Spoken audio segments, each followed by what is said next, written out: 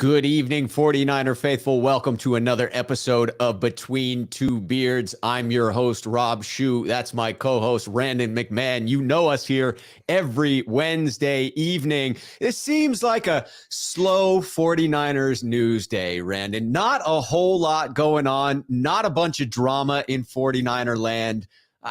Just a quiet day on the front. Yeah, we're going to be talking about pop culture. So our top 50 favorite movies. And so buckle up. Buckle up indeed. Buckle up. Buckle the F up. Mike Leggett, I think, says it best here in the comments. I feel pain. What's that meme? What's that meme? Emotional damage. I do believe that 49ers fans are feeling emotional damage today. I'm feeling emotional damage today. I just talked yesterday about Deebo Samuel and what his brother's comments may have meant. And I acknowledged that they meant something to me. I think they had to be interpreted. And I said, I really would feel like I'd trust this more if it were coming directly from the source, if it were coming directly from Deebo Samuel. Well, We got our wish today. That is now coming directly from the source, directly from Deebo Samuel. No doubt about it. Yeah. And I mean, it was released through the guy from ESPN, and then he put out some other stuff. I've seen stuff on Instagram from the brother saying that he's not going anywhere. So it might, I don't know. It might just be another ploy. Like, who knows at this point? I'm not his agent, but I mean, I guess we'll get into it deeper. But I wonder who the leverage breaks with here, because there's lots of nuances to the situation. Lots of nuances, and we will cover this. This is going to be primarily, for those wondering, that was sarcasm at the beginning of the show. We're not going into any pop culture references. We are focused on Deebo. It is going to be like 90% Deebo with a little bit about the defensive backs right at the end of it, just to shift topics before we end. Those in the comment section are lively, as one might expect with this news. Jason hoping for a king's ransom in return. Eric Schultz saw this one coming. I respect that. Drew is right where I am. I'm so hurt. I'm just hurt.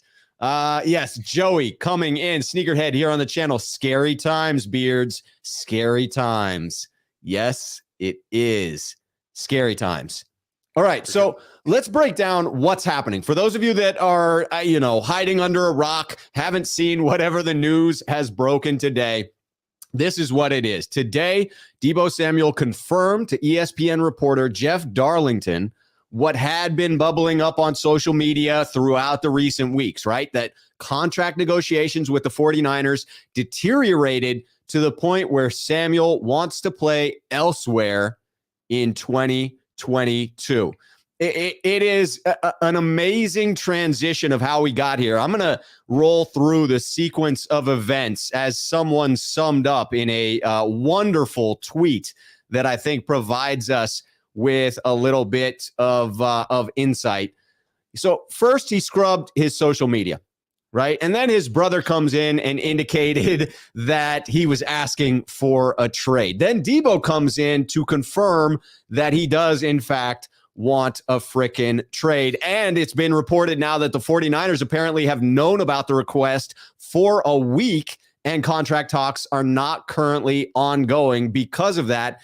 And, oh, by the way, Deebo tweeted out a little response to all of these speculations and then deleted that tweet. So at 3:20 p.m., Deebo tweeted out, "Reporters' jobs is to make stories. Only people know the truth about the situation is 49ers, Tory Dandy, and Deebo Samuel." And then he put in the little prayer hands for the thanks. So I love the fact that he was talking about himself in the third person in that tweet, but he also apparently regretted whatever he said there. That was completely unclear, but it was apparently too much information because it's since been deleted from his Twitter account. And that's where we are now. A long roundabout way to contention, to where these sides seem pretty unhappy with one another. Yeah, maybe Deebo's just not having it. He's like, okay, I understand that you guys went up to the wire with Kittle and Warner and Williams, but I ain't having this back and forth stuff. I want my money. I want to be in camp. I want to be working hard. I want to get paid now. Like, I just don't understand why we have to go through all these hoops. Is pretty much, what it looks like he's saying here right now. But, which, I don't disagree. I think, like, you look at sometimes Parag is considered a genius with the way he structures deals, but then you have some deals like they re-upped, use check for 7-point-something million next season. Like, I don't get some of his moves. And then some of the times it looks like a genius as far as the way it's structured. So, and, there's rumors that it's not even about money. It's about usage, which we'll get into as well.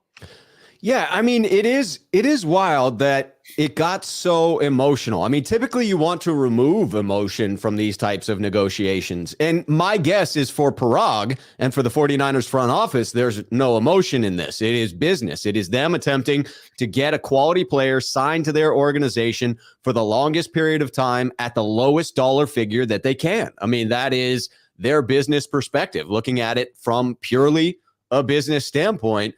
It does appear at some point, whether it was in direct conversation with someone himself or simply in the messages that are being passed along to Deebo from the contract negotiations his agent is having, he has obviously taken pretty great personal offense to what has been said or the numbers that have been thrown back and forth in this negotiation. And I do think it's fair to point out that Deebo Samuel is a very emotional player. I mean, that is what drives him. You saw it in the way he put himself out there on the field over last season.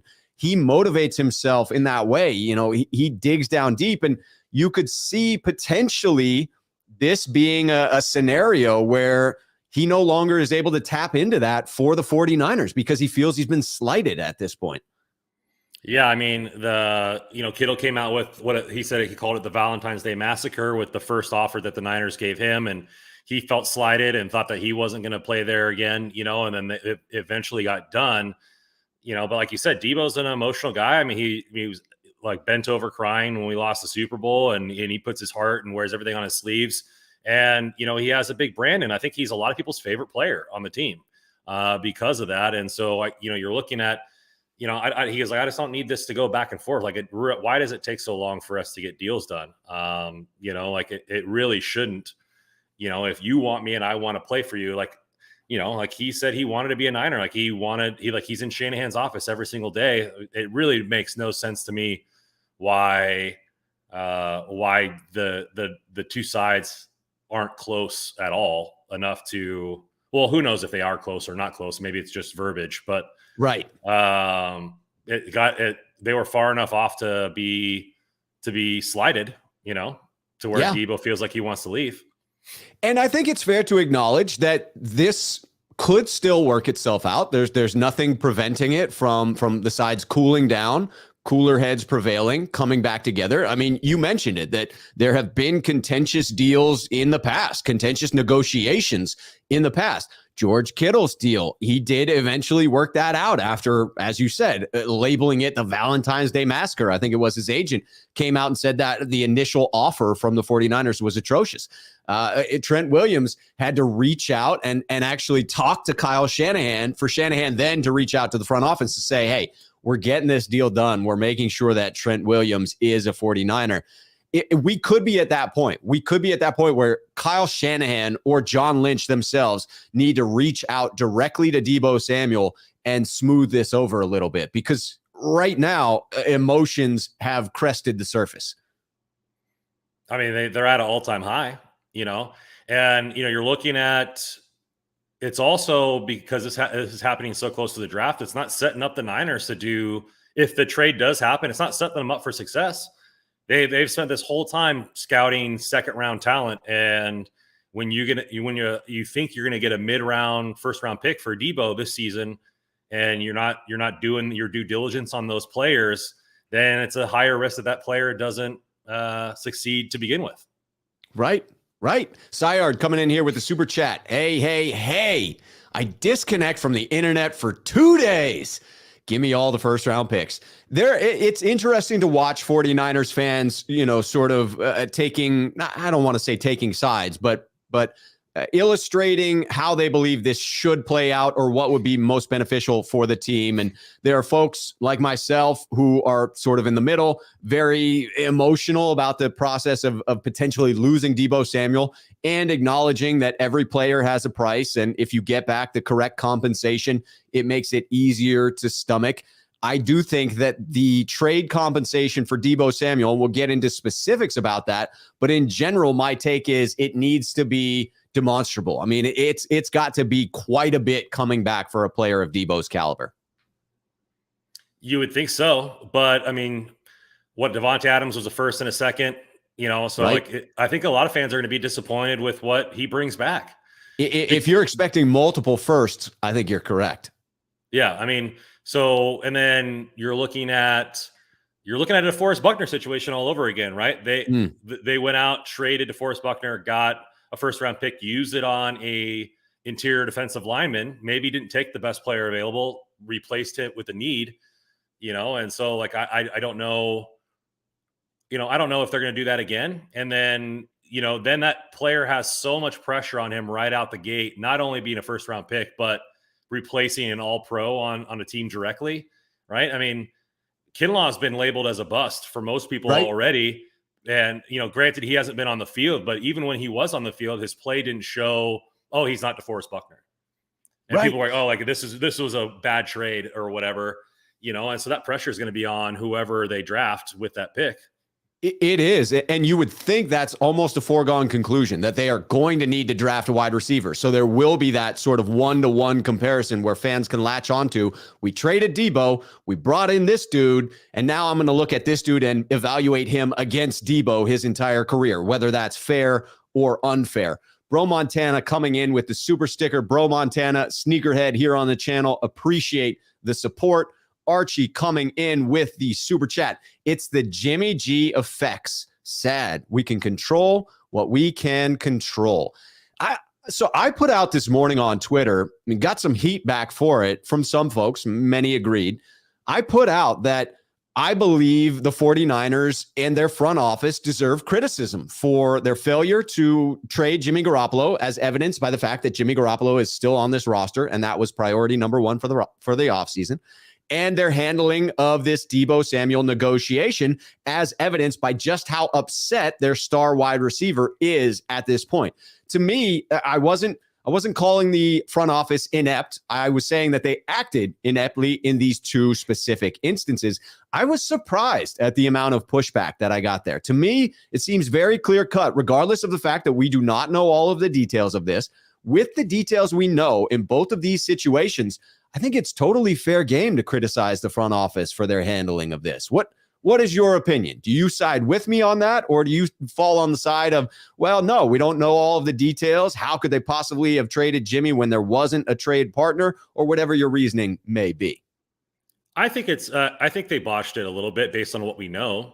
We don't know the discussions that were being had. We don't know if the Niners were asking for a first round pick for Jimmy Garoppolo and teams are like, giving them the middle finger. Like, we have no idea what the conversations were like, but it seems like a disaster. Like, for a team that went to 2 NFC championship games in the past 3 years, like look at all the other organizations that are winning organizations right now, right? Like Tyreek Hill wanted out, they just traded him and it was gone.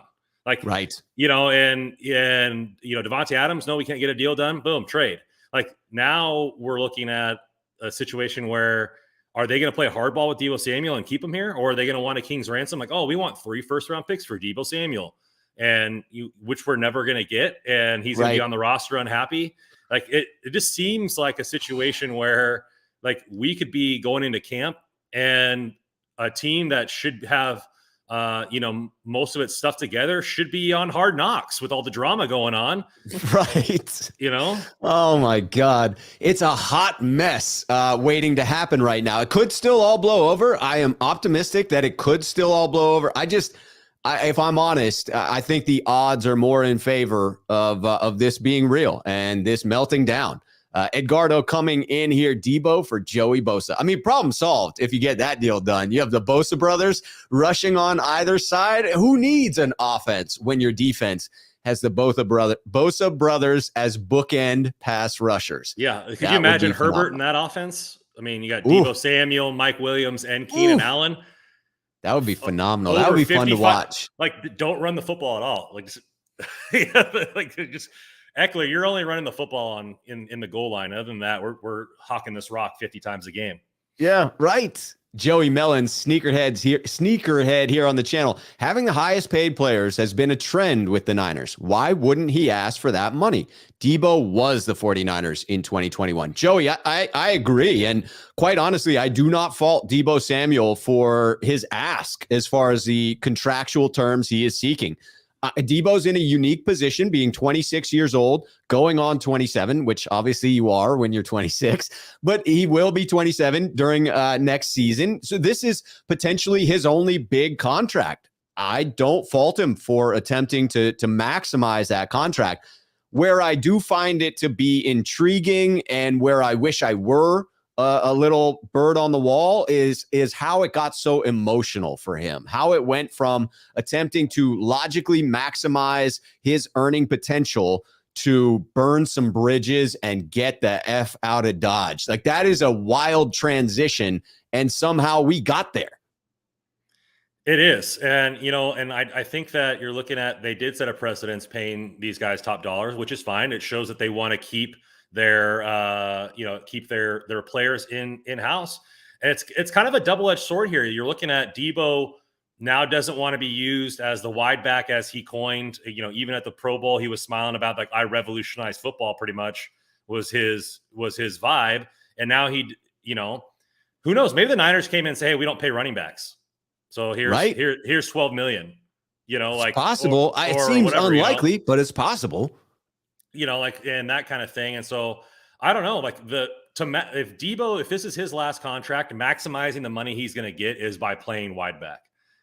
Like, yes, it is. Like, if you're going to use him as an actual wide receiver, then you're talking about just pure value from a wide receiver standpoint. He ain't Tyreek Hill. He ain't Devontae Adams. He ain't Hopkins. He doesn't, like, Hill has what? I think he has at least three all-pro seasons, and if not more. And so, like, you're looking at, okay, from a pure wide receiver standpoint, they don't match up. You're getting all this value, and you're getting to be able to get this money because you do things that other players don't. And that's why you deserve that money. The versatility is what makes you so valuable. That Niner guy, sneakerhead here on the channel, coming in with the super chat. I fundamentally do not understand people calling Deebo greedy. He did not make the receiver market explode. He comes from nothing and has a chance to change his family's life. You all would do the same. I agree. I think that players should maximize their earning potential. I am not entirely on board with the tactics that are currently being used. I understand that they are leverage, that they are an option for players to use. I wasn't offended by scrubbing the social media accounts of the 49ers.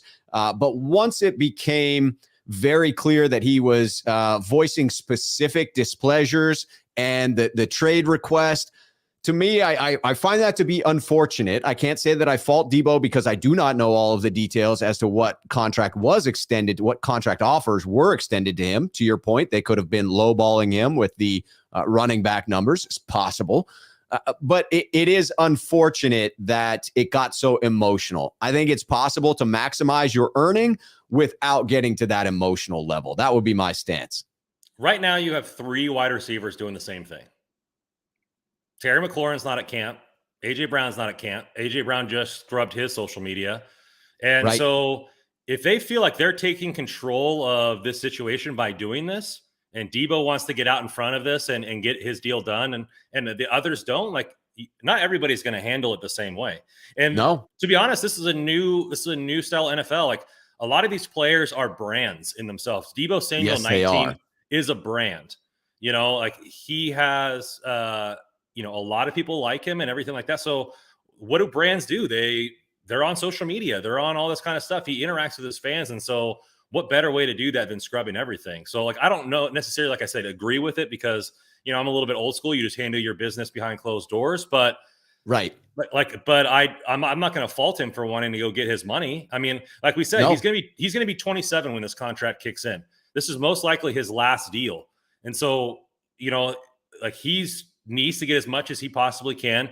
AJ Brown, McLaurin, I think are both 24 years old. Like they're going to have 2 deals going on. They could get a 4-year deal and then sign another one at 29 and have 2 mega contracts where, realistically, this is Deebo's last shot, unless it's a short, like 3-year deal and he signs another one at 30. But right. But you then, would anticipate that it will probably be a 4 or 5 year extension on top of the 1 year remaining on the deal. And so you would think it carries through into his early 30s, and that takes away his negotiating power on that next deal. He'll get another contract. It just won't be the type of contract he's getting this time around. Michael Durant coming in to say, everyone acting like Deebo is Jerry Rice. Calm down. One player doesn't make or break a team. If he doesn't want to be here, let him go. I want guts or glory football. Deebo, not money hungry. Oh, guts or glory football, Deebo, not money hungry media, Deebo. So I agree that Deebo has not yet reached the level of Jerry Rice, but he has flashed some things that lead you to believe he's the closest the 49ers have had to Jerry Rice since Terrell Owens. Yes, I agree that one player does not make or break an entire team. However, when you look at the percentage of the offense that flowed through Deebo, I do think you have to acknowledge his level of importance within the Kyle Shanahan offense. The last point is an interesting one. I do think that Deebo, when he is hungry and searching for something, will be a different level of what you see on the field of a Deebo who has since been compensated for said season. I disagree with both of these. Okay. And so you're looking at, for draft results here, let's go. So draft results from 06 to 16. There was 40 wide receivers taken in the first round. I know Deebo wasn't taken in the first round, but essentially if we get a first round pick, that's what people are going to, out of first round picks, 40 of them, only 13 made the Pro Bowl and only 5 were first team All Pros, 12%. The Niners haven't had an All Pro since Terrell Owens. And and there were over 20 something wide receivers drafted for the 49ers during that span. And so really only Crabtree and Deebo are the only 2 wide receivers that are any sort of relevant since Terrell Owens. And so, yeah, he was the offense. He had the highest percentage of that offense on that team. He did make or break that team. Without Deebo Samuel, we're a 6-win team. Like he's that level of that kind of player. If he doesn't want to continue being a wide back, then that's something else. But if you have Trey Lance and Deebo Samuel's running a little bit out of the backfield, and you have Ayuk and all these players and whatever guy that they draft this year, I assume they'll take a wide receiver sometime in the draft to get younger. This team has a really chance to be a very good football player. And I don't think Deebo is going to stop playing hard because of getting paid. Now, nor do I, just to clarify, nor do I, but I think there's a difference in the level. But please continue. Because if he's saying, okay, like I want a 3-year deal, I'm going to be 30 by the time, and I'm going to get one more, especially with the salary cap increasing, I still think you're going to get hungry Deebo, right? I mean, if they pay him the next 3 years during Trey Lance's rookie contract, and then when on Trey Lance's 5th-year option, they have to figure things out with either, Ayuk, Deebo, or whatever at that point. I still think the fact that he's going to be hungry enough to get that second deal. I mean, you're seeing guys get paid at 30 still. So, if he's there, and I think maybe this is where as far as the contract verbiage of the thing, if he doesn't want to be used as a wide back because he's worried he's not going to get paid when he's 30 because he's a higher injury risk, that's something that I would say, hey, like you not chose, but you leaned into this wide back thing, and now they want to continue using you like that. Then, I mean, why are you upset? Like, it's increasing your value. So, like, for me, it's like a double-edged sword. Yeah, it is. It really is a double-edged sword. I mean, you could say, "Hey, I'll play wide back, but I need all my contract guaranteed." Right. That would be a different scenario. Tobin coming in. They'll get it done. I'm confident still. I do think, I want to acknowledge that this is a very real possibility. The 49ers could still come back together with Deebo Samuel. They may take a month off and come back together when cooler heads have prevailed and get a deal done. This could still be a negotiation tactic. It just sounds pretty serious at this point. Yeah, I mean, I'm less confident. Yeah, Like I was with you, as you should be. I mean, Tobin, with you, like I was like, okay, he scrubbed his social media. This is like Kyler Murray, it didn't really help him, so I don't think it's going to help Deebo. But it's looking like it's getting worse, and I'm a little bit nervous. But like they didn't bring in, the Niners didn't bring any first round talent in for meetings. They brought all second, third, and fourth round guys. So if they knew that if they had a serious intention to draft a guy in the first round, I think they would have, taken meetings. But then again, they never had a meeting with Mike McGlinchey and they drafted him. So like it's not always necessary to have those meetings. And, as much as I said, like obviously they've scouted every single guy and I think they've done higher due diligence on the second round players because that's where they're going. But I mean, these scouts have scouted everybody at least once. And, not saying that they put as much energy as the second or third round guys, but, you could be looking at, even if they get a first round pick, they could trade back, try to get more picks, and draft guys they feel comfortable with. Yeah, I'm sure that they're reasonably prepared on who they like at the top of the draft when it comes to wide receivers. But you're right. They haven't brought anyone in that was a first-round talent. Tobin coming back in. Deebo wants to be a wide back. He doesn't want to get paid like a running back. That's what the Niners are doing, and it's bogus after what he did last year. There's some speculation in that comment, Tobin. It's reasonable speculation, but Deebo has come out and said pretty specifically that he does not want to be a hybrid anymore. Tom Pelissero came out and said Deebo wants to be a true wide receiver, not a running back wide receiver hybrid. And Albert Breer came out to say a number of factors went into 49ers wide receiver Deebo Samuel's trade request. Money isn't central to it. One is his role and the wear and tear he's incurred deployed as a hybrid tailback receiver, a role that makes him unique. The good news for the Niners is this will smoke out offers. So it is, and he's the one that coined the term wide back. So it's a weird relation between, not wanting to be used as one, but also trying to benefit from the pay bump that the versatility would provide for him. It's a tricky situation. I mean, the Niners have brought in plenty of running backs in these meetings. Ty Chandler, Dalvin Cook's brother. I forget is it James Cook?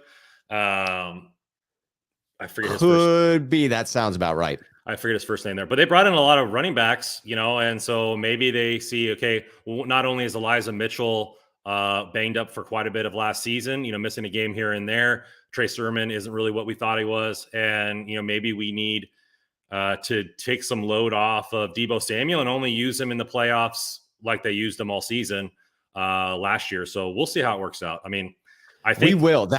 That we will. We'll see how this works out relatively soon. That Niner guy coming in, the super chats are flying. This is on the Niners. They must have lowballed the shit out of him. I'm cursing because it's Deebo we're talking about. You moved a guy to running back to save a season and John Lynch's job. I have to imagine that there's validity to this. We are speculating in saying that the Niners must have lowballed him, but why else would Deebo go from 0 to 60 so quickly? There had to have been some insult in the number that was presented to his agent. Yeah, maybe it was the guaranteed money. I don't know. But I think what Adam Schefter said that nobody has leaked according to him, nobody has leaked the dollar amounts that have been offered on either side. Actual contractual. Yeah. So who knows what it actually is? If I had a feeling it'd be guaranteed money because they said, he's upset about his usage, but how do you dictate that in a contract? He can only have 25% or 10% of his snaps from running back. And then, at the end of the season, his agent's like counting the total snaps. Like, oh, we crossed the line. We can't have him back there. Like, I don't know how you would you can't do that. So it's got to be. You can't. And you would think if that really is his sticking point, then there's no coming back. Because if his sticking point is being used that way, you would think within the Shanahan offense, he's going to get used in multiple ways. That's sort of the genius of the offense. Charles Thurman coming in, sneakerhead, to point out both sides need to act like adults instead of children.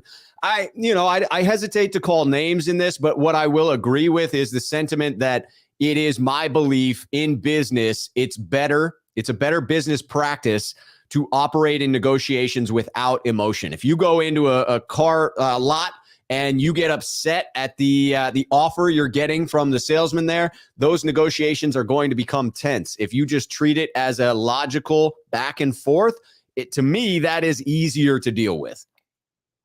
Yeah, I mean, but this, that's a car. You're a human being, and this is your pride. Yes. Like, this is somebody assessing value to what you're worth, what you're bringing to the table. And generational wealth that may or may not will set up Deebo's family for generations to come, but the number could vary widely. I mean, we're potentially talking about tens of millions of dollars in guaranteed money or some other aspect of the contract. I'd be fine. I mean, I've been saying this for a while, and they need to win a Super Bowl with Trey under his rookie deal. So whatever you need to do to get it done, for me, is the most important thing. So if it's $25 million all guaranteed, then give it to him. Like, if that's what it is, because if it's the guaranteed money you're paying, figure out some other way to move money around next season. Obviously the Jimmy Garoppolo is the biggest one, but I was going to say, you mean that quarterback that shall not be named? Yeah, but for me, it's like get it, whatever, it's done. Unless you're Tom Brady taking a discount, like winning a Super Bowl under a rookie deal has been how teams have, won it recently. Russell Wilson, Ben Roethlisberger, yada yada yada. It gives you a distinct advantage because you're paying a quality player less than market value. Gizmo Maltese coming in with the super chat. Deebo's play style increases the probability of injury. It's very risky to guarantee him a lot of money. Belichick would not pay him. Tough call. It is, from an emotional standpoint, I want to pay Deebo. From a logical standpoint, I still want to pay Deebo. I understand the injury risk. I believe it's worth it for a player of Deebo's caliber. The line that I wouldn't cross is if Deebo has gotten himself to a point where he is angry with the organization. If I'm the Niners, I'm not playing hardball. I'm not forcing him into playing this year. I would rather trade him in that instance if it is truly devolved that far. Yeah, maybe they go a shorter deal and give them all guaranteed money. Because we'll do it. We'll do a 2-year, $60 million, all guaranteed. I'd do it, and it allows Deebo to have another contract. I don't know. We'll see. We'll see what the verbiage is. We'll never know. Yeah. Jimmy J, not Jimmy G, but Jimmy J, sneakerhead here on the channel coming in. I commented on Grant's show today after he asked, do they keep Deebo? And he's unhappy. They never get 2021 Deebo again. Keep and pay him, and it's a moot point. Meaning that if they keep and pay him, he will be happy in 2022. That's how I'm interpreting Jimmy's comment there. As I said before, I am leaving open the distinct possibility that these sides cool off, come back together, a contract gets done, and once someone's rolling in $100 million, their disposition is going to get a little sunnier, if you will. Yeah, I mean, it's the same thing with fans, right? To start the season, we were losing, and everybody's fire everybody. Let's just gut the whole roster and move on, and all this kind of stuff like that. And then, we started winning. People started calming down. They sure did. When you get more zeros in your bank account, I think that's going to help your demeanor. It should. Michael Duran coming in. Quarterbacks make wide receivers. It is very rare a wide receiver makes a quarterback. We haven't had a Pro Bowl wide receiver since T.O. because we haven't had a Pro Bowl quarterback since Garcia. Interesting point, Michael. I understand that Alex Smith was a game manager and wasn't able to really produce at that Pro Bowl level. I think what the counter argument to this is Deebo's a Pro Bowl wide receiver who was made by a non-Pro Bowl quarterback. I don't think anyone's out here saying Jimmy Garoppolo. An all-pro wide receiver. All pro, yes. All pro and Pro Bowl. And like I said, Jimmy Garoppolo is neither of those things, neither all pro nor Pro Bowl. And he was able to provide Deebo with just enough. So to me, Deebo's talent is clearly above and beyond. And therefore, I would not let him escape unless he truly has emotionally detached from the organization, in which case I have to say farewell and wish him the best. Yeah, I think that's a combination. It's like you can't have one without the other. I mean, like you looked at the Devontae Adams' game obviously went up extremely well with Aaron Rodgers, but that mind meld benefits both of them, right? Tyreek Hill, I think, was the perfect receiver for Patrick Mahomes because he's able to utilize that speed and change directions and follow Mahomes around to get that the deep ball down the field. So I think, when you have that mind meld with both, it happens. But Deebo is taken, Deebo, I think, didn't have one touchdown catch inside the red zone. All of them were outside the red zone. So like he's taken a lot of these slants and whatever deep. And so that shows that, he made Jimmy Garoppolo this season, in my opinion. I would not argue that point, Randon. Jimmy J coming in. Niners have more leverage than some think if they don't cave to this. Try to pay him big. He'd almost have to accept. Sit and he loses an accrued year. So the nuclear option is very real. I mean, the 49ers, contractually speaking, have the leverage. I think Jimmy J is astute in pointing that out right here. They have control this coming year because Deebo Samuel is under contract and would be fined if he sat out, would actually lose money in doing so. And then the 49ers would be able to franchise tag him not once, but twice in a row, if they so desired. That to me would be bigger hot mess than we are already in at this point. So I would say that the nuclear option is one that should be avoided if possible. To me, the cleanest ways this works out, there's only two. You either decide that this thing is beyond repair and you trade him before the NFL draft this year so that you get back a first rounder in this draft and you can attempt to replace some of that offense that you're losing. Or you say to yourself, we are going to get this deal done no matter what the cost. We're going to repair this. And you proceed in that vein. You let it cool down, get the sides back together, negotiate it, give him what he wants, and make him happy in that way. To me, that's really the only two acceptable offers, two acceptable outcomes. If you go nuclear, this thing is ugly for a long time. I think so. And then you're looking at, I told you this a couple months ago, that there's a very rare chance that we're able to keep Ayuk, Samuel, and Kittle all at the same time and pay them, potentially the money that they're worth. I recall you saying that. And so, maybe they say, hey, well, we really love Ayuk and the years of control that he has. We're fine with moving on and we're going to utilize Kittle more in the passing game and all this kind of stuff like that. And, Shanahan's gotten, they're going to draft another running back and just kind of have a stable of guys, like they could kind of make that push. Would it be the right push? Probably not, because I don't think you're nearly as good of an offense without Deebo Samuel. But a lot of people are saying, okay, if the quarterback play increases, which they think it's going to do with Trey Lance, and you have Ayuk and Kittle, are we a better offense than last season? You could argue yes, but are we a better offense without Deebo Samuel? Definitely not. That's a strong debate you would need to have. Shakobia Luckett coming in with the super chat as the super chats continue to fly. Deebo's success was mostly shown because of Jimmy being so limited and him not being a traditional receiver. And with Trey, the play calls will be different. So yes, he should get his money now. It's an interesting point that, the inefficiencies or the lack in skill set for Jimmy Garoppolo complemented Deebo Samuel's current skill set in that it allowed him to, as you astutely pointed out, have those short catches that then turned into huge gains. Deebo's ability to generate yak truly shone through because of the fact that most of the passes were short over the middle. And then obviously in the transition to wide back, you could argue that the vast majority of that was needed because of what you had at quarterback. And when you have the transition to Trey Lance, if Deebo were to, say play under the remaining last year of this deal and he had a drop off because of the difference in style for Trey Lance, maybe Brandon Ayuk and Trey Lance have that phenomenal chemistry and Brandon has the bigger year.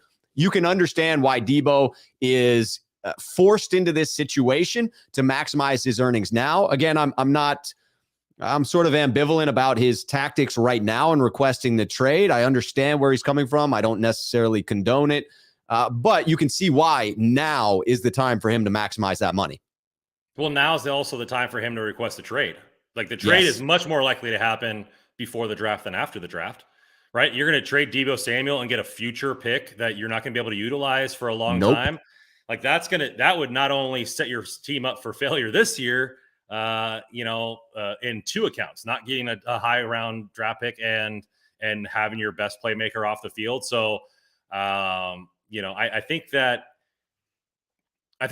Jimmy's best attributes are throwing the ball in timed windows are also Deebo Samuel's best ways of getting yak yards. So I think they complemented each other really well. I also think the fact that Ayuk was in the mythical doghouse for the first half of the Right. season it helped him there as well. And so, and if you look at it, I mean, his usage as a wide receiver dropped off quite a bit in the second half of the season. I think he had 888 yards and he was like second, and he ended fell up off fifth. a cliff.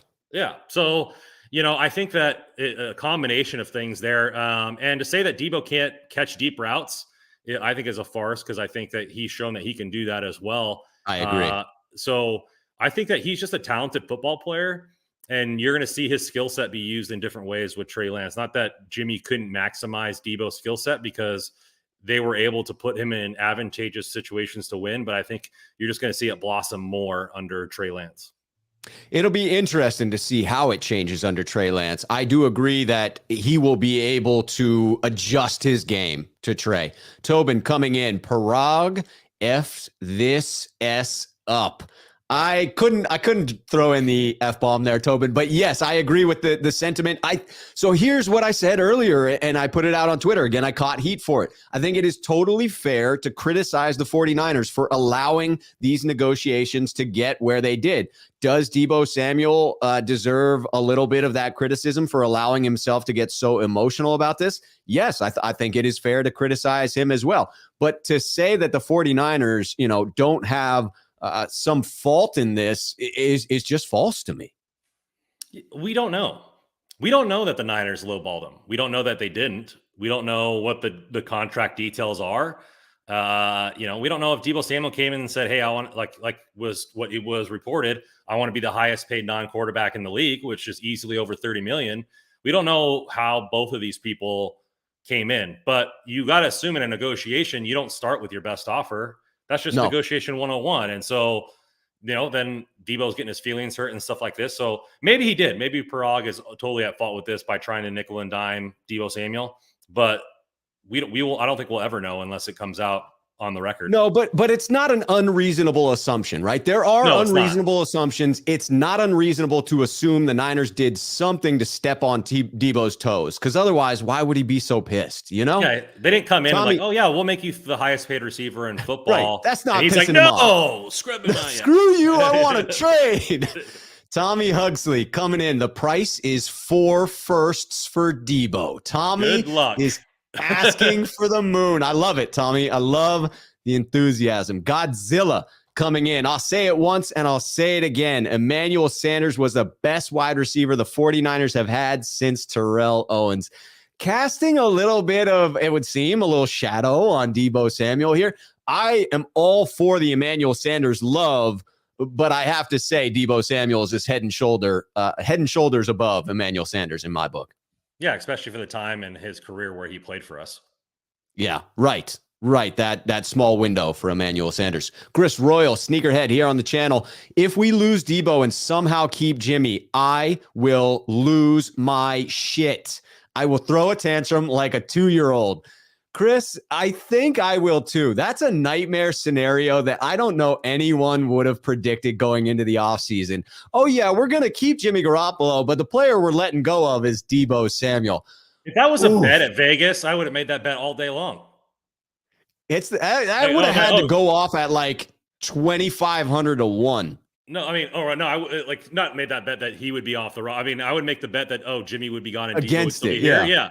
I'd be like, oh yeah, but God, that would be like plus 40,000 odds. Like you would have to be for you to place that bet. That's funny. Well, my goodness. Michael Duran coming in with some logic here. Bad organizations like the Jags and the Browns don't set the market. If they overpay for players, it doesn't mean that we have to. Deebo wants to play for the Jets. Let him. Kansas City and Green Bay didn't overpay for their wide receivers, and they're better than Deebo. It's an interesting angle to take. I agree with the sentiment that when free agency erupts and these poorer teams within the NFL who are rich in assets because they're crappy teams, like the Jags and the Browns have been for a little while, yes, they overpay, and it doesn't mean that these quality organizations need to follow suit. However, I think it is fair to say that the wide receiver market has been reset this offseason, and what Deebo is asking for, from what we know of it, acknowledging we do not know everything, from what we know of what Deebo has been asking for, it doesn't seem unreasonable given the resetting of the market. Yeah, I mean, you had one player being paid bad. I mean, Christian Kirk, but Amari Cooper and Hill and Diggs and Adams are all Pro Bowler, all pro wide receivers. So it's not like they are bad wide receivers getting paid. The only person that got overpaid what they're worth is Christian Kirk. Christian Kirk. But you're looking at, I watched this video on a CEO talking about he recommends people moving companies every 2 to 3 years because people who are free agents get paid more money than asking for a raise. And so, everybody, you're all going to overpay for free agency. Like, I mean, Laken Tomlinson's probably not worth $14 million. I think that's what he got, but it's free agency and people get overpaid for it. They do. That is sort of the definition of free agency, except for those that are still out there. They're getting under market, and the Niners need to cash in on a few of those available players. Steve Avila is the latest member of the Sneakerhead community. Welcome, Steve. Appreciate the support. And we've got LA Blue 49 coming in. Assuming we trade Deebo, you mean to tell me his new team wouldn't want to use him as a running back? Also, we forget Parag works for York. York tweeted Deebo wouldn't be traded. Both very true. The teams that are going to want to trade for Deebo Samuel, they're going to want to give up a king's ransom for Deebo Samuel, which is what the 49ers are going to request in a trade, are going to value him because of his versatility, I would think. It's what made him so damn successful in the league last year. So I do think this is something Deebo will have to face no matter where he goes. And I agree that if Jed York does not want to trade Deebo, which you would think, given the Will Smith retweet thing that he did, he indicated pretty firmly in said retweet that he is not inclined to trade Deebo. The buck stops with Jed. So if Jed doesn't want to trade Deebo, Deebo is not getting traded. I would agree with that point. Yeah, but he's also said that it's not his job to construct the roster. Like he leaves that to Lynch. So who knows? I mean, we'll see how it gets done, and we'll see how tumultuous it is. But who knows? I mean, if it might be a situation where they did with DeForest Buckner and said, "Hey, we're not going to pay you this amount. If you can get us a first," and the agent was the one that negotiated the trade. So maybe they throw an astronomical thing. Hey, like if you can get 2 firsts for Deebo, one being this year in the top 10, then yeah, I'll trade him. Like, and the agent goes out and gets it done. So we'll see. We shall see. That is the key word. Even Steven coming in. I don't want to see Deebo go. I have spent so many Sundays cheering his name with friends and family. I truly hope we can work this situation out. Even Steven, I love that vibe. I love this. To me is the true. Yeah, this is the true fan perspective that I can get down with. I agree. I hope that they work this out. I think they can work this out. It is still within the realm of possibility that this gets worked out. It would be cleaner if it had strictly remained between Deebo's agent and the 49ers. If Deebo hadn't got so emotionally invested in this process, I would feel this was a more likely outcome, that they would still work it out. I do think now that emotions have gotten involved, I'm less certain that things can work out in a positive light. I'm still optimistic. I'm still hopeful, but I'm less certain of it. I hope so too. I mean, I think he's the most dynamic player that we've had on this roster in quite some time. And it just came to me that, like, what if those things that fans were reaching out and DMing him, the hateful and the racist stuff, yep. he said it didn't get to him, but like that guy bled for us all year. He did. And then that's how he's going to be treated. AJ Brown said the same thing. Like, oh, like you guys were fine with me getting my money until I scrubbed my account. And now I'm being, greedy and I'm not a team player and all this kind of like you guys turned rather quickly on me. because of me trying to make a living, so like, who knows, maybe it gets to him more than people think. And, he seems They're to scrub it human. off, but they're human. And he's like, I bled for this team, and you guys are going to treat me this way now when I'm trying to, take care of my family. Who knows? I would respond that way. I'm only human. I would take that personally. I have to admit it. Official B&A Music 88. Kirk got 18 million and Patterson got 5 million. I guarantee Parag lowball Deebo or put something disrespectful in the deal. I mean, again, we have no terms have been released. We have no concrete information to go on in this. And I think it is a very fair assumption that there was something that could have been interpreted as disrespectful, if you want to put it that way, in the offer. Otherwise, it would be an unreasonable response for Deebo to have gotten as upset as he had. So again, it is an assumption, but I think it's a fair assumption to say that, yeah, Deebo probably got lowballed in some respect.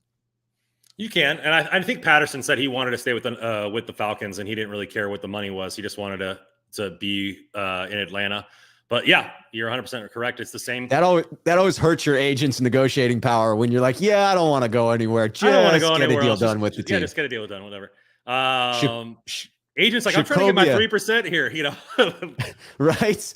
Shacovia Luckett coming in. Aaron Rodgers and Pat Mahomes can carry a team without those receivers. Jimmy can't without a Deebo. That's why Hill and Adams were tradable. But Jimmy is not going to be the quarterback going in. Well, fingers crossed. Fingers crossed. Jimmy is not going to be the quarterback for the San Francisco 49ers this year. It's going to be Trey Lance, whose skill set, the hope is, translates a bit more to the types of Aaron Rodgers, Patrick Mahomes, where his athletic skill set can carry the team a bit more than Jimmy Garoppolo was able to. And so I think that you have to take that into account, that the offense is changing. And I believe the Niners would like to surround Trey Lance with a bunch of talent. And right now, Deebo is the star of that star-studded group of talented pass catchers. Yeah, I mean, elite talent helps elite talent. Like, you can't say that the Packers are a better team without Adams, or the Chiefs without Hill. So, like, yeah, they can carry a team because they're an elite quarterback. But you look at Brennan Cooks, right? I think he has 5 consecutive years over 1,000 yards on 4 different teams or 3 different teams. Like, he was over 1,000-yard receiver with Davis Mills, a guy who started 9 games in college. So, like, sometimes elite wide receivers help young quarterbacks, and having Deebo Samuel, who is an elite wide receiver, is going to help Trey Lance in his first full season starting. This is an interesting one, Randon. Kurt coming in, sneakerhead on the channel. If Deebo's traded, are we in rebuild mode? And would that tilt players like Mack and Williams to look at retirement or seek trades?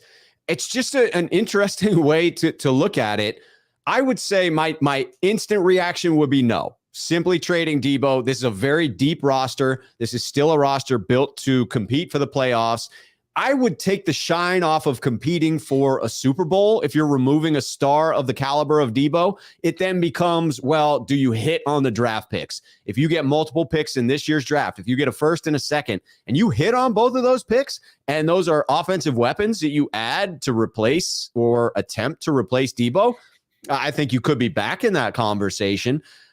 To me, the Mac one is a question mark. I don't know what's going through his head. I'm sort of fearing that it will be retirement. No, I don't think it would trigger anything from Trent Williams. That man's being paid at the top of his field and seems pretty attached to Kyle Shanahan and the offense. So I would not label it rebuild mode, even if Deebo's traded.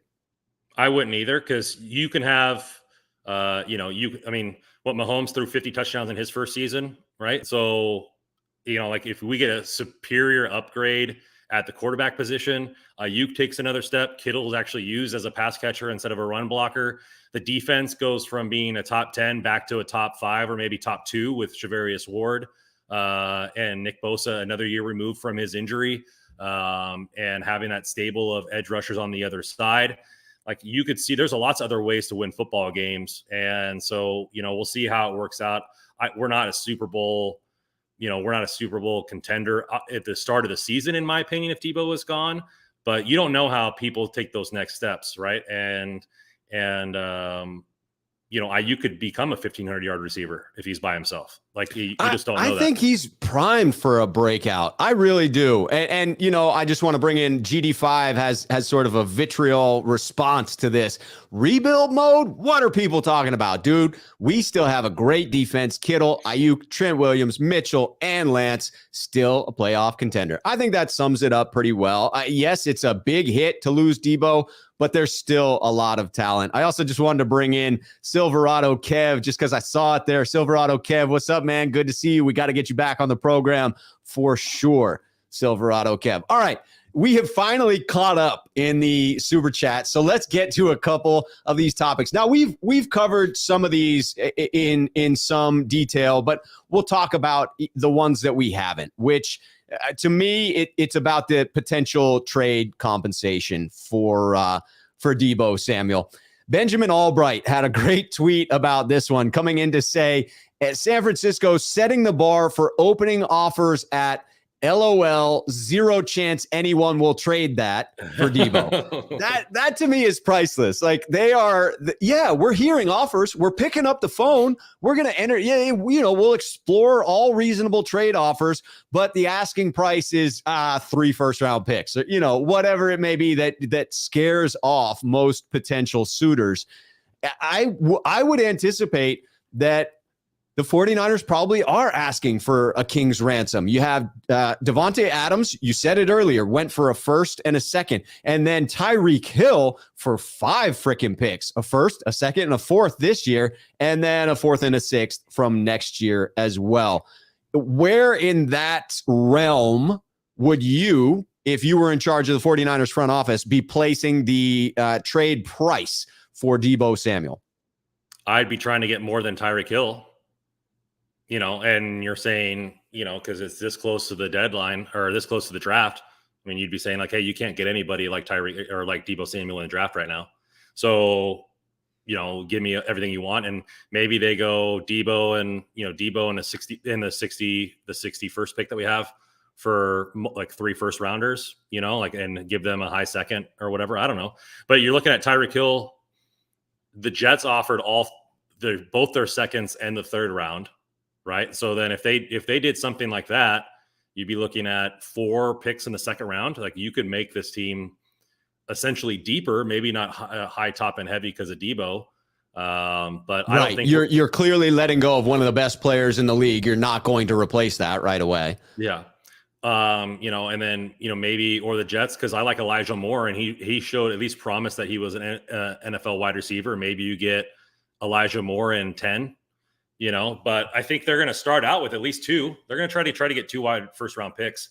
But people are saying, people that are, I'm sure some are joking, but some aren't, right? Because some said they wouldn't trade not Nate Sudfeld, but Nick Mullins for a 2nd-round pick when he was right. So some people are serious, like, oh, we need 4 first-rounders. That's never going to happen. But I can see them. I think most of that is sarcasm, but I mean, it's not unreasonable to think that the Niners may start high, as you indicated. Chris Royal coming in to say the Jets 2 first rounders, and I start to listen. I would be hard pressed, to believe that the Jets hold on to in the 1st round picks 4 and picks 10. I think it's probable to say that either one of those is too steep, unless the 49ers send something back in return, right? Unless you start packaging picks to get something done. Let's go through some of the trade partners that exist out there for the San Francisco 49ers. So the Jets obviously are there. They have picks 4 and 10, and they have picks 35 and 38. To me, you mentioned it, that could be the starting point of a deal. If the Jets package 35 and 38, I don't think the Niners can sell that. I don't think that the fan base would be cool with the idea of what'd you get for Deebo Samuel? Oh, we got 2 second rounders plus whatever else they throw in there. I think that the Niners would get shredded in the PR department if that happens. If they do not net at least a first rounder, it's going to be rough sledding, right? Yeah. What would you say to Deebo? To Deebo and 61 for their 2 seconds and number 10.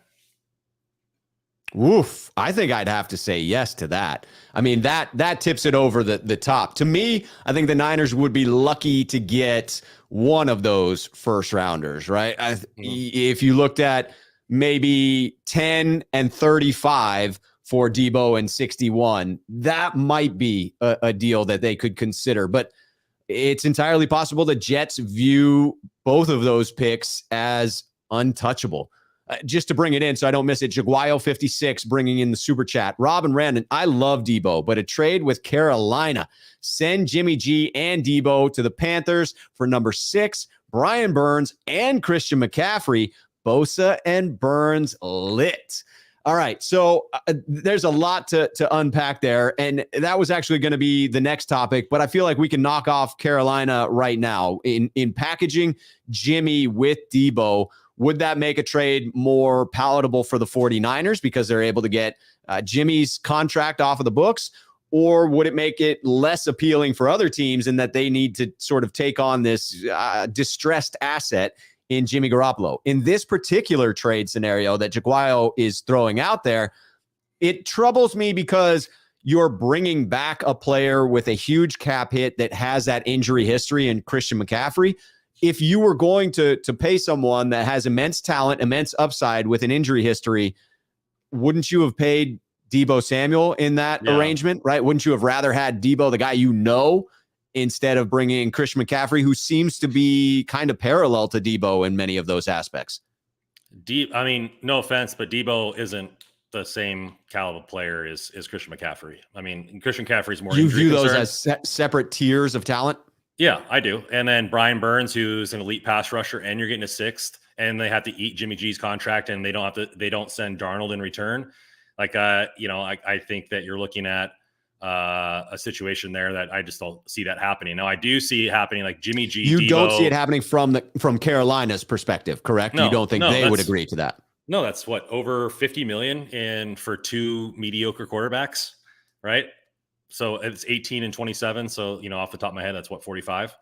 So for 2 mediocre quarterbacks, that's a lot of money to be in a quarterback room that is an elite there. Now, obviously is restructuring and all that kind of stuff like that. But I would assume that Sam Darnold would have to come back in that deal to make sense for Carolina. I think that it would need to be done just to balance the books in some respect. And now you're talking about a lot of money coming back for the Niners. If you're talking about Darnold and Christian McCaffrey coming back, that's a lot of contract to fit in. If I'm the Niners and I look at this, I'd be thrilled, right? I mean, you're getting the number 6, you're getting a stud edge rusher, you're getting Christian McCaffrey. Yeah, it comes with some concerns, but the number 6 and Brian Burns thrown in there would seal the deal on this one. For me, I agree with you, though, that I don't think Carolina is buying into this package. No, I think they need to get rid of Darnold's contract there, or the Niners would have to eat some of Jimmy's. But either way, money would have to be suppressed on the Niners side for it to make sense for them. And I think you'd be hard. To be honest, I think you'd be hard pressed just to do Deebo for the number 6 because they already paid DJ Moore. Right. So like they already have a $20 million wide receiver there. And so maybe I've seen a trade thrown around earlier. Maybe I've seen Jimmy, Deebo Samuel for Sam Darnold, DJ Moore, and like a 3rd or a 2nd. So, you're getting a maybe not as an elite of a talent in DJ Moore, but he is a more quote unquote pure wide receiver. And, as if people are knocking Deebo Samuel because his value, becomes with that running quotient there. But DJ Moore is a top wide receiver in this league. I think he's had every season over 1,000 yards. And so you'd be very solid. You'd be looking at, like I said, Jimmy G, Deebo Samuel, and maybe 61 for Darnold, DJ Moore, and maybe their 1st round pick.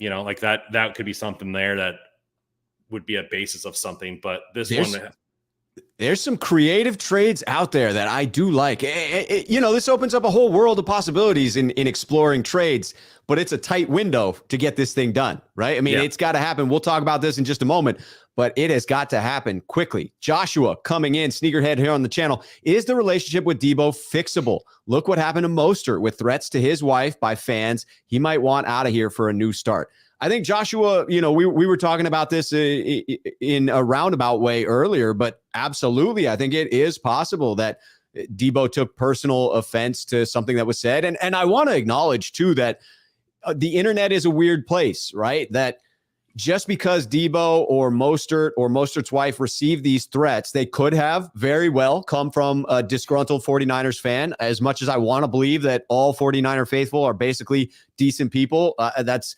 just not the case, right? There are bad people in every segment of this society. And there are trolls out there, which is just the sad part of the internet for me. There are people who would act maliciously, dress up an account to make it look like they're a 49er fan, and then go out and spew hatred. I don't understand the motivation for doing that, but let's be very honest that there are people out there who would do that. And so it's possible some of the things said to Mostert's wife, to Mostert, to Deebo, didn't actually come from Niner fans. That's true. Very, very true. Dave 17543 Niner. Right. Yeah. Michael Duran, put Christian McCaffrey's scrimmage yards versus Deebo the first 3 years. CMC blows Deebo out of the water. CMC didn't get injuries till after year 3. Deebo already injured year 2. Michael is making the case for a Christian McCaffrey trade. I'll be honest that I do need to get some excitement back in a trade for Deebo Samuel. And as much as I'm skeptical of bringing back Christian McCaffrey, given, having drafted him in fantasy football because I had the number 1 overall pick and being not rewarded for that decision, like that would be some excitement. Imagining Christian McCaffrey and Kyle Shanahan's offense, that gives me chills. Yeah, we'll see if the offense changes because they were one of the worst teams in throwing to the running back out of the backfield, and that's what CMC does best. So yeah, no doubt. You have to actually take advantage of his skill set in order to make that trade worth it. No doubt. All right. Let's talk a little bit more about trade partners and packaging Deebo, just to go through the teams that could potentially trade. You've got Kansas City listed, Texans, Eagles, Atlanta listed as a team that could make a creative deal with Jimmy Garoppolo work. But when I look at those teams, they all have question marks to me. Kansas City, why would they pass on Tyreek Hill just to then go about paying Deebo? That seems sort of suspect. The Texans, their picks in the first round are 3 and 13. Maybe 13 is in the right neighborhood, but feels to me like they may value both of those picks a little bit higher. The Eagles, that's interesting because they have 2 picks and it's 15 and 18. So you could potentially see them as wanting to add a weapon opposite of Devontae Smith and maybe viewing those picks as being in the right range. Do you see any of the Jets, KC, Texans, or Eagles as the most likely landing spots if something actually happens out of all this? Jets called for absolutely every single wide receiver that's been on the market. So I think they're definitely sniffing around. For me, the Texans need everything. They do. Right? They need every single. Why trade a high pick? Like you amassed all these picks for a rebuild. Like what is Deebo Samuel going to get you realistically? Right. They're rebuilding. Yeah.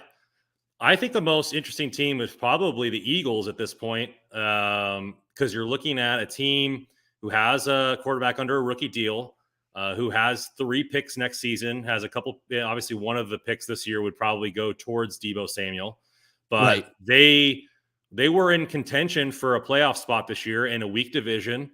Like you have another wide receiver in Smith who was starting to blossom towards the end of the year.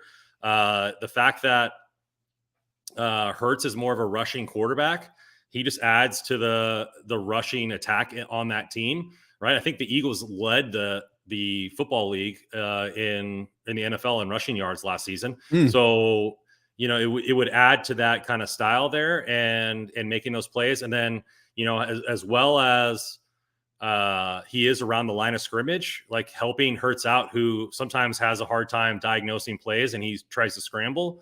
That would be somebody there who could utilize that skill set of being able to catch a ball near the line of scrimmage and taking it to the house, where DeVonta Smith seems more of that down the field wide receiver. And then you also have an elite tight end or a good tight end in Goddard. So like you'd have a pretty decent offense, and that weak division, you could probably compete for a little bit.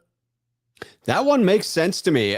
People will also mention the Patriots, the Colts. I think any of these could be in play. The other interesting one is Atlanta. I mean, they certainly signed Marcus Mariota, but that doesn't totally eliminate them from the possibility of getting creative in bringing in Jimmy Garoppolo with Deebo Samuel in that type of a trade.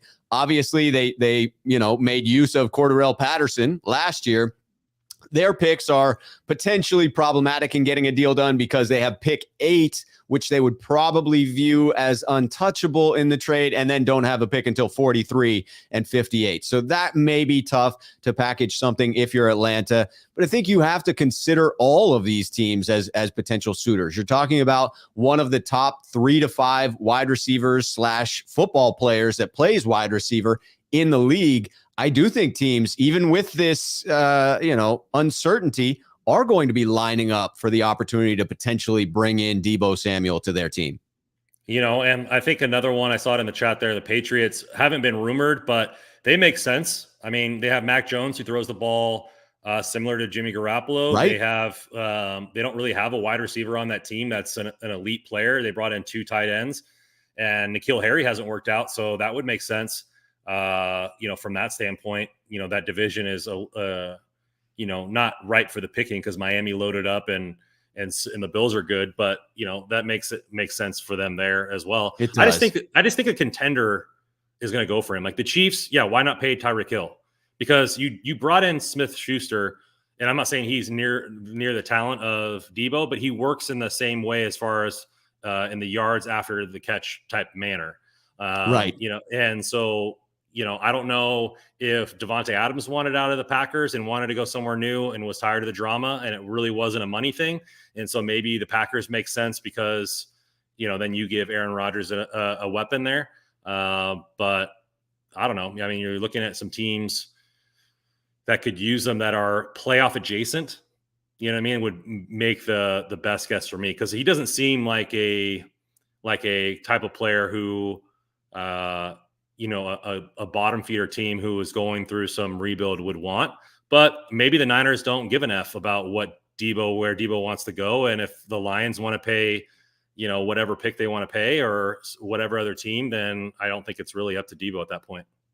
That's a very fair point. After how this has devolved, I think the Niners are probably looking out for the Niners at this point in recouping whatever they can if it gets to that point. LA Blue 49 coming in. Deebo for Justin Jefferson, straight up. That's the kind of talent you would hope to bring back in a trade. I just don't know that the Vikings would even touch that one. So no. I think that the good news here for 49ers fans is that we are not going to have to wait long. And I'm interested to hear your thoughts on this, Random. But this is my stance on it. The 49ers,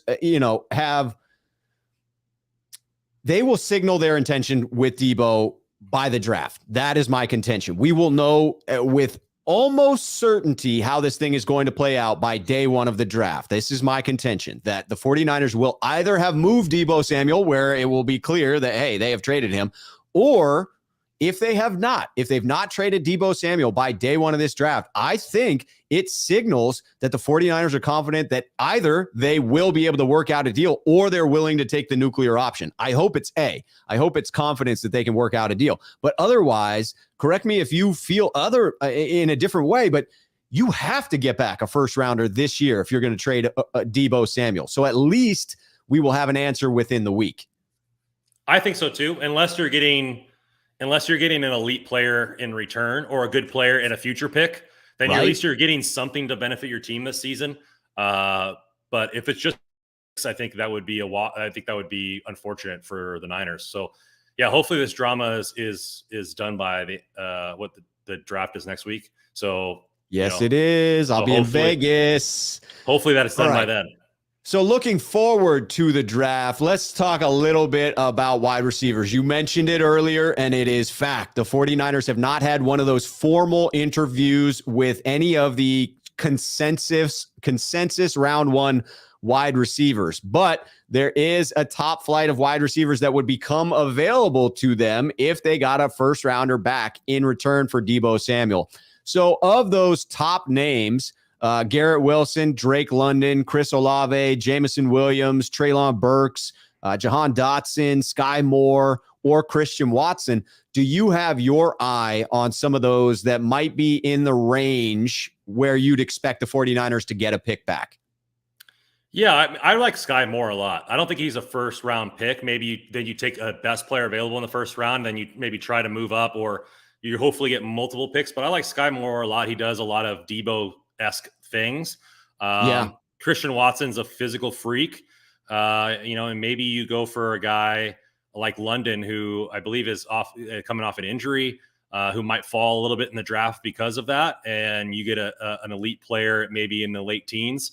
So it's going to be something that those kind of the guys there. But I think if you lose Deebo and you get multiple picks, I think we need to take multiple stabs at wide receiver, because obviously the 1-for-1 didn't work with Kinlaw right now. Not. But would you consider it an equal strategy, or as good of a strategy in your book, to go wide receiver and running back to try and recreate the wide back sort of comparison, or are you going double down on wide receiver? I don't necessarily it doesn't need to be the first 2 picks. I'm just saying it needs to be 2 picks in the draft. So right, like I've been saying for weeks, it's best player available for me. So like if we get a pick, say at 15, and Tyler Lindbaum is there and he's the center, the elite center, we're going to need one. He could play guard this year. We're going to need a center. Like you take him and then take maybe 2 stabs at wide receiver in the second and third round. But there's always guys. There's a lot of second and third round picks who are up for big money this year, right? AJ Brown, Deebo, and McLaurin. So you don't necessarily need to take it with the first round pick and go 1-for-1, because then you're drafting for need and you're not taking a look at what the board is giving you. That's a great point. I do think this would force the 49ers into seriously considering taking a wide receiver in the first round, regardless how the board falls out to some extent. I mean, if there were a huge run on wide receivers and you felt like it was now down to second round talents, but I think the Niners would view it as a tiered approach. And a lot of these wide receivers that we just mentioned would be in that tier. I'd be happy with a fair number of those names. You mentioned a few that are on my list. I'm looking to replace the yards after the catch element that Deebo brings. I believe that Garrett Wilson, Drake London, Jahan Dotson, Sky Moore, all of those feel like they could really serve as Deebo light in that regard. And then you have the opportunity to add a quality running back as well, especially if you have garnered a first and a second for Deebo Samuel. And that's why I believe I would hold my asking price there for Deebo Samuel, starting with a first rounder and a second rounder, because that would give you the option to replace him with 2 suitable offensive weapons if the board fell in that way. Yeah, there's lots of good wide receivers in the third. So like we also need safety, right? So if safety's a need and a guy's there, if Hamilton's there in the 15 range, like do you go with Hamilton at that point and you satisfy a different need other than wide receiver and with an elite player there? So for me, I look at it this way. If they trade Deebo Samuel, let's not try to recreate the offense from last season. The Niners have gotten, and teams get into that mindset like, oh, we need to recreate this magic. Last season was last season. Yeah. Like fair point. The 2019 vibe thing that people were saying, like, drove me nuts. Like, because we're a completely different team. So, like, there's no there's no last year's vibes. This team is going to be completely different, or can be completely different with Trey Lance under the quarterback. Take the best player available. Take the best wide receiver available. Like, if you have Brandon Ayuk, who is a really good route runner, and you have a burner, and we're just chucking the ball downfield all game long, like, and our offense is different in that manner, great. It still could be effective, right? I mean, it certainly could. And so, like, you're looking at, Bengals didn't all of a sudden, they utilized Chase's best tools, which was throwing the ball downfield, and their offense was completely different with that one player. They didn't really try to recreate anything, or, they fit a player into the offense. You just take the best player available, because Ayuk is still a first round talent. Kittle is a first round talent. And so you have guys there. So maybe you don't need to take a wide receiver in the first round, and you just take the best player available there. You take the best wide receiver available in the second, and you rely on the mastermind that is Shanahan to come up with an offense that suits the talent that's on the team rather than drafting a guy to replace Deebo. Because I think when you get into that mindset, you're going to fail 10 times out of 10. Because Deebo, I haven't seen a player like Deebo in the NFL. I mean, yeah, he's one of one. There's no doubt about that. Percy Harvin was probably the closest that I've seen, and he got injured all the time. But, it's really not it's a hard ask to like, hey, let me draft this guy to be Deebo Samuel. Why don't you just draft the best player available and let him be his talent? Like, let him use his talents the best way possible. I certainly am never going to argue against taking best player available. That is a winning strategy as long as you have that tiered approach where if you're looking at relatively close proximity in production, you're leaning towards the position of need for the team, then yes. I'm totally on board with taking best player available. All right, so we have beaten the Deebo topic to death. We still got people just here enjoying it in the frickin' chat, going wild. If you are here, this is the time for me to say, please hit that like button. Please subscribe to the channel. Randon has his own fantastic channel. All that information is down below in the description of the video. You can follow him on Twitter. You can subscribe to Cerberus Sports, which is the program that Randon is running over there. So get on over and do that. And we're finishing out this segment that we have been going on about for a while, wrapping it up with the last position group, talking about past performance and future value for defensive backs for the Niners. We'll go through this relatively quickly while still being thorough in it. Randon, I'm going to go through and I'll give my grade on it, and then I'd be interested to hear yours and thoughts on the player moving forward. Let's start out with E-Man. Let's talk about Emmanuel Moseley. I thought he had a really good season after coming off of the injury, right? Once he was out there, as far as performance, I'm giving him an A-. And to me, the biggest question going forward is whether the Niners are going to commit to paying two cornerbacks. Obviously, just paid Charvarius Ward. Will they pay Emmanuel Moseley if he has another productive season this year? Yeah, it's I think you're about right with A-. He's been very effective, and you're looking at something along the lines of, are they going to pay two wide receivers? Are they going to pay two corners? They haven't really given much money to the cornerbacks. Do they back end load it so they can keep Moseley and Ward here long term?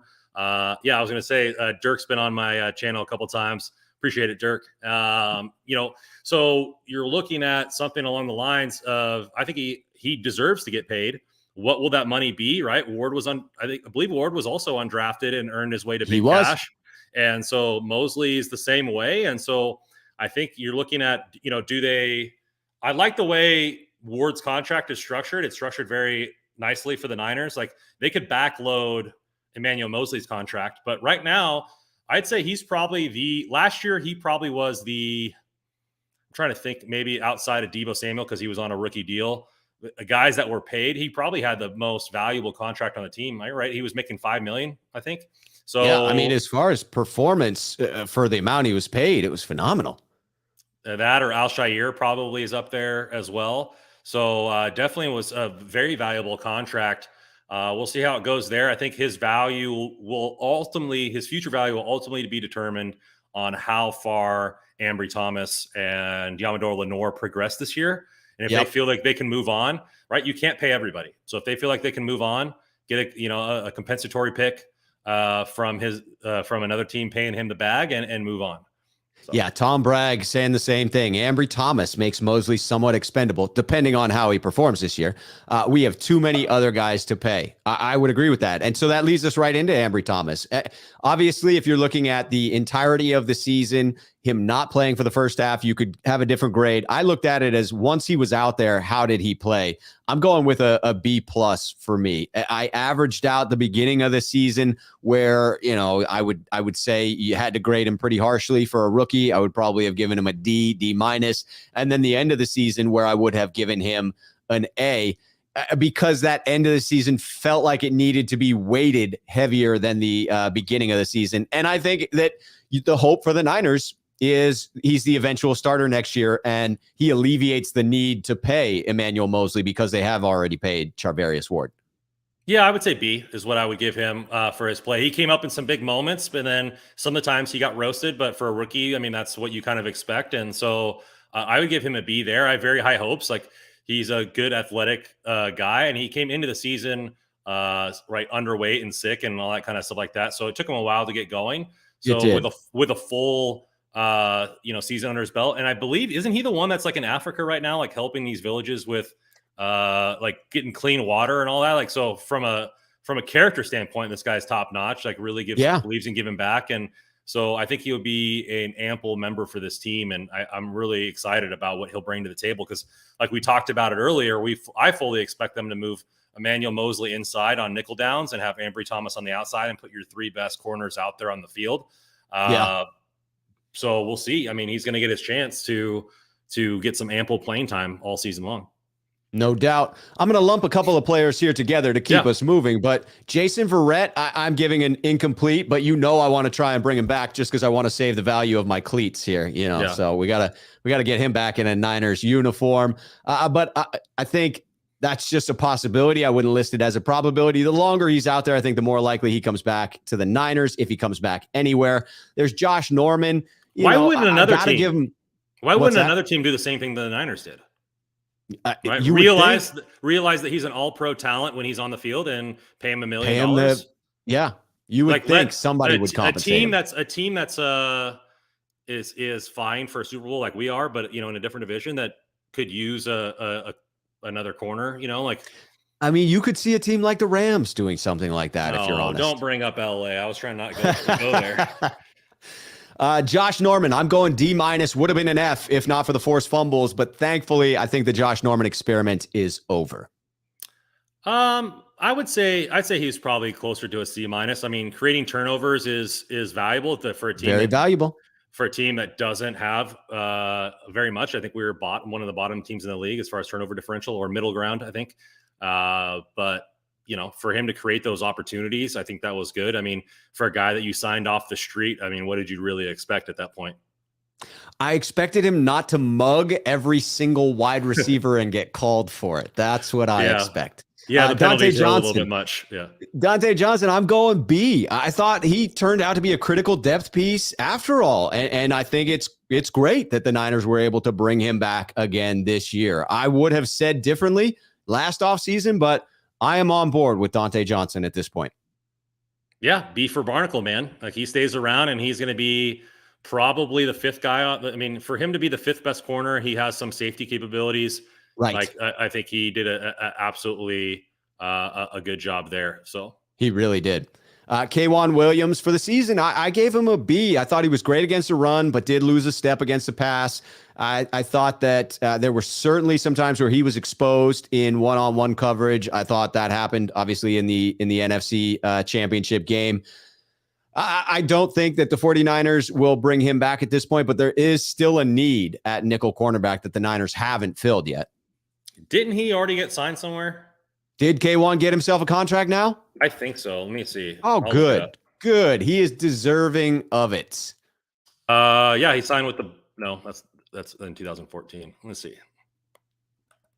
Yeah, Broncos. I'll move Broncos to the 2 Broncos. years. Oh, yeah, good. 2 years. Good for him. Good for him. Lee Ving saying Rando beat you to it. Yes, he was going to call that out as well. Okay, so that leaves that up in the air. Diamador Lenore obviously is the next man up at nickel. I thought he showed some promise, but then seemed to regress. So I'm going to go for a C+ on Diamador Lenore. I do believe the Niners are hoping he can step up and at least be a key backup at the nickel position, if not vie to take over that starting role. Yeah, I don't know really what happened to him. Like he had those vibes, like locking down people out of camp. He showed promise in the first couple games, like nothing elite. But like it just seemed like he fell off. I don't know if he was hurt or if it was no way Jose asking that same question. Yeah, mythological doghouse, or the fact that we just got healthier in the position with Mosley and K'Wan getting healthy. So I don't know, but Niners commentator Crocker seems that he has more of that nickel skill. And so I wonder if he'll be there on dime packages and really have a chance to push for for that nickel job this season. I'm interested to see the progression from year 1 to year 2. That always feels like a big leap for cornerbacks on defense. All right, let's talk a little bit about Jimmy Ward. I mean, I am a big fan of Jimmy Ward. I'm going to go, I give him an A-. I can't go straight A because, again, he has not been able to really turn the corner and produce those turnovers as you might like to see from your starting free safety. But he is just so adept at man coverage, doesn't get the credit that he deserves. So I would put that as an A-. The interesting thing to me about looking forward at his future is his contract stands as one of those that you could renegotiate, and the Niners have chosen not to. So does that signify that they'll let him play out the final year of his deal and then look to get cheaper at the position? Maybe. I mean, that's something to look at there. I mean, I don't know why they wouldn't. I mean, like I said, I think he is I think he's an A talent. And so like his versatility is the same thing with like Deebo Samuel, right? His versatility allows him to be an effective player. So yeah, like I think the fact that he's not like a turnover machine, like an Ed Reed, like right. He showed it to be better. Now, granted, some of those were like, long punts from Matt Stafford that got picked off by him. But, the numbers are numbers. Flies up at that point. Yeah, the numbers are numbers. And, I like the fact that he always has a chip on his shoulder, right? Yeah. He's like, why am I not on the NFL top 100? Like, I am definitely a top 5 safety in this league. Like when he goes live and does those interviews and stuff like that. So he always has a chip on his shoulder. And I like those guys that are still hungry late into their career. I agree with the hunger comment, and I agree with HR here, Sneakerhead on the channel, saying there are like 3 guys in the NFL that can actually do what Jimmy Ward does. It just is not appreciated for the most part because it's not flashy, because it's not the turnovers. I mean, heck, even I just dinged him a half a grade for not having those splashy plays, but I do appreciate what he brings to the table, and I agree with HR here. I'm lumping the last 3 together because they are all in that window of who would be vying for the strong safety spot: Jaquiski Tartt, Talanoa Hufanga, and Tavarius Moore. I see Tavarius Moore as an incomplete. Obviously, he did not play at all, so it wouldn't be fair to grade him. But I think the Niners are counting on him to be some backup, right? It's coming off of that Achilles, and they think he's depth at the position. Talanoa Hufanga, given the way in which this offseason has played out and the lack of interest in Jaquiski Tartt, I would give Talanoa somewhere in the range of a B for his grade on last year, but it would seem the Niners are a bit higher on him because for the future outlook, I see it as them believing he may compete and win that safety spot, because with Jaquiski, although I would give him a strong B+, maybe an A- in there, I have to take off a little bit for missing that critical interception, although I appreciate him owning that in the post-game press conference. It appears the Niners are not interested in bringing him back, even though he's still out there at this point. The true test will be after May 10th when signing people no longer counts against the compensatory draft pick formula. But even in that instance, I mean, because he's our own free agent, I don't think he counts one way or the other if we're signing him back. So maybe that date is a moot point when it comes to Jaquiski Tartt. It just seems that the sides are not interested. So it seems he is not in their future plans. It would seem their future plans are more around Hufanga and Tavarius Moore and, of course, George Odom. And whatever safety they draft probably with the second round. I mean, they brought in a ton of safeties to chat. And so we can't continue paying everybody, and you can't continue running it back, right? You have to stay like water, and it's not a thing. And so like for some reason, fluid. Yeah. So for some reason they lose out on a safety, like the safety that they want, and whatever, you still have the option to bring Tartt back, right? Like yes. You work a deal out for Jimmy G at the draft, on this miraculous Carolina deal. You could bring in Tyrann Mathieu. Like you could make an adjustment. There's no need to sign a safety to plug up a spot at this moment when there's plenty of them out on the market, and you can make that signing later on. That's a very fair point.